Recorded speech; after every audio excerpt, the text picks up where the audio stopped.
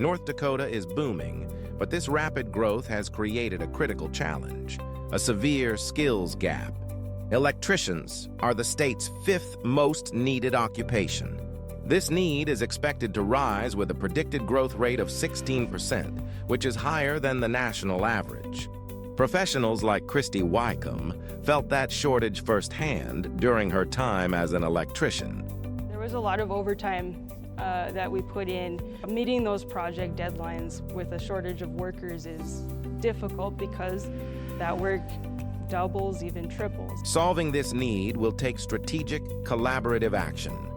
One, the North Dakota Department of Commerce was ready to take. I think we identified where we could get the biggest return for the state that we could, and I think we made the right decisions. By leveraging federal funding, Commerce partnered with Bismarck State College to establish a brand new electrician technician program. The response was immediate.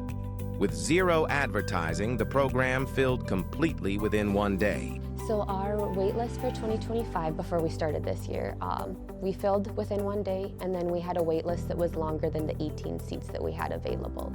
So we opened up fall 2026, and now we are full with a wait list exceeding 35 people. And leading this new program is Wycombe, who now works at Bismarck State College as the professor. You get the gratification of helping students along the way and guiding them and showing them, hey, this field can take you so many different directions, so many different places. This partnership turns a single investment into a permanently wired educational pipeline for North Dakota's workforce.